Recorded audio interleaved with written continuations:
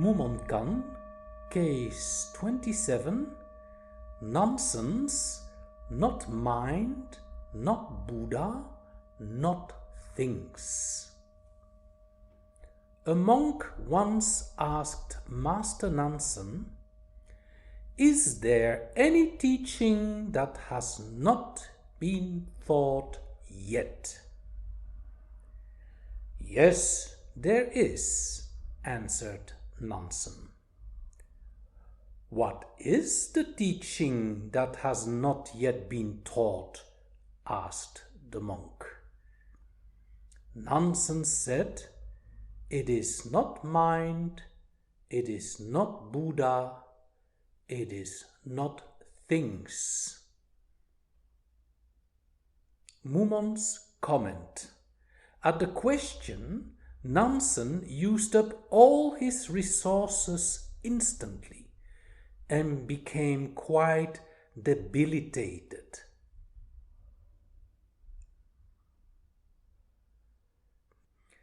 Mumon's verse. Talking too much spoils your virtue. Silence is truly unequaled.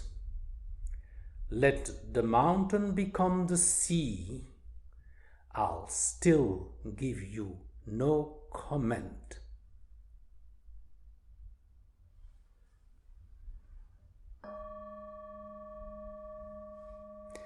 So, let's start with the opening question here. A monk once asked Master Nansen, "Is there any teaching that has not been taught yet?" So we can assume that the questioner has been studying about the truth, using many different methods. Translating this in today's context, you, for example, the viewer, may be in a situation where you have already attended several Bible study groups, or maybe you have studied the Quran or the Kabbalah or the Bhagavad Gita, or maybe you participated in Sufi dances, you know, these dervishes that turn around so that you would get the taste of the divine. Or maybe you tried several yoga methods like Hatha Yoga, Raja Yoga, Kundalini Yoga, etc. Or maybe you took already several Tai Chi and Qigong workshops. Or maybe you've been studying Buddhist sutras under the leadership of some wise scholars. Or maybe you already did some 7-day retreats like Zen sessions or Vipassana retreats or something similar. Or maybe you visited already several Advaita seminars by some eminent enlightened teachers. And yet you found that none of these teachings and practices have helped you to find your true nature yet, to find the source of your being, or to find the peace and happiness which all of these teachings speak about. So what about it? Have you been shopping around in many spiritual supermarkets? In aisle A, find yoga. In aisle B, you find Advaita. In aisle C, you find Buddhism or Zen. In aisle D, you find shiatsu and other massage techniques. And you've done all this, and yet you are still looking. And it is in that spirit that our monk of the 9th century in China visited Nansen. He had done all kind of techniques, he had studied all kind of scriptures and sutras, and he comes to Nansen asking, "Show me something now that has never been taught yet. Nansen somehow got the feeling that this guy had tried out so many things. And his answer was then, it is not mind, it is not Buddha, it is not things. Well, with all due respect to Nansen, this actually resembles the neti-neti approach from India, or the Heart Sutra. In the Heart Sutra we chant, no form, no feeling, no thought, no volition, no consciousness, no eyes, no ears, no nose, no tongue, no body, no mind.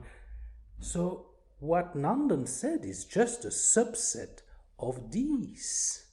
So when I read this koan for the first time this week, my initial reaction was, wait a minute, this teaching has already been taught. It's in fact a subset of the Heart Sutra. So what is this all about? One could say, if you look at it more in detail, that the definition of a teaching is something to be elaborated with words, with thoughts, with concepts. So that which Nandan points at, not mind, not Buddha, not things, is in fact no teaching strictly speaking. It is something that cannot be taught. But that also is somehow a weak explanation and not really satisfactory. If I would have been the monk, I would have responded to Nansen, that's old stuff you're giving me here, not something new and original. Or I would say, I've tried that already many times, can't you give me something else? What makes this koan special, however, is the addition of Mumon's comment. I read, Nansen used up all his resources instantly and became quite debilitated. So, and I'm going to give you my personal view. What was special and original in Nansen's response is not the words that he used, but the way he spoke them. Let me try to mimic again. It is not mind, it is not Buddha, it is not things, but it is not mind. It is not Buddha. It is not 100,000 things. Nansen's stupid mimicking implied, with my sharp mind and through smart concepts, I cannot convey this to you. So let us stop being clever and smart. Let us be stupid. Then a window through which the light shines may open. Master Bankei, that's a Japanese Zen master, much later, 17th century, expressed this matter as in the following text, which I will read. The text's title is Be Stupid.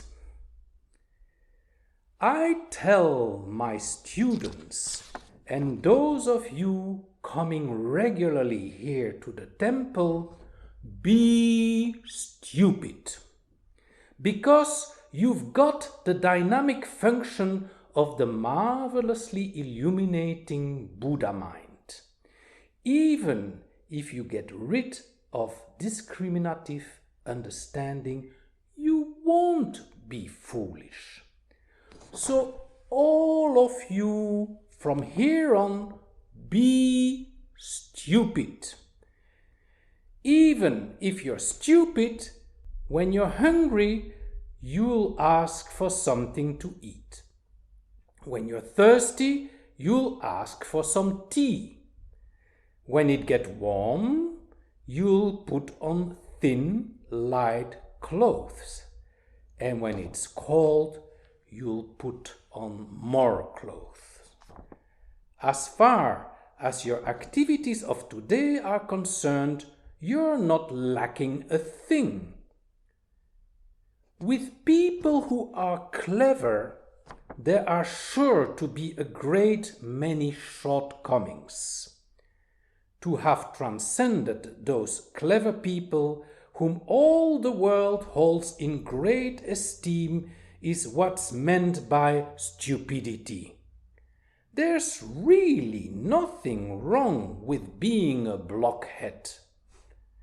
When people say that someone is a clever fellow, I ask to meet him, and when I do and we have a chance to talk, it looks to me as if people in the world are praising an awful lot of foolishness.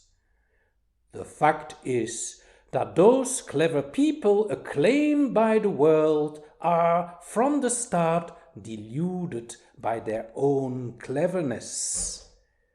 They distort the Buddha mind and obscure its marvelously illuminating dynamic function, considering other people as of no account and contradicting whatever they say, slighting and insulting them. So, when you go back to your homes after this retreat and meet your old acquaintances, you should have them wondering about you all. How did Bankei teach them Buddhism anyway? Why, they have come back even more stupid than before they left. What I'm talking about isn't the stupidity of stupidity and understanding.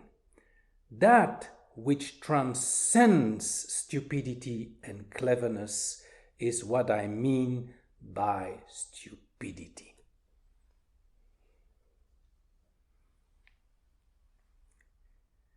Let us now also have a look at Mumon's verse. Talking too much spoils your virtue.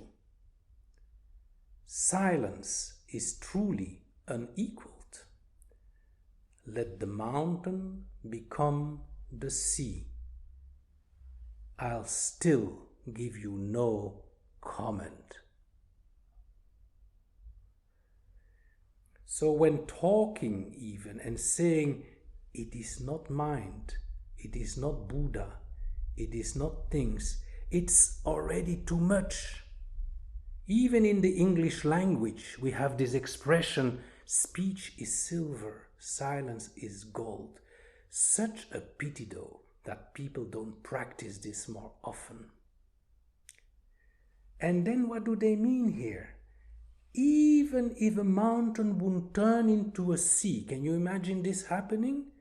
Even then, just lower your jaw, don't comment, and be stupid, and stay with the light that you already are. The thing is not to see this as an interesting story, but to practice this yourself.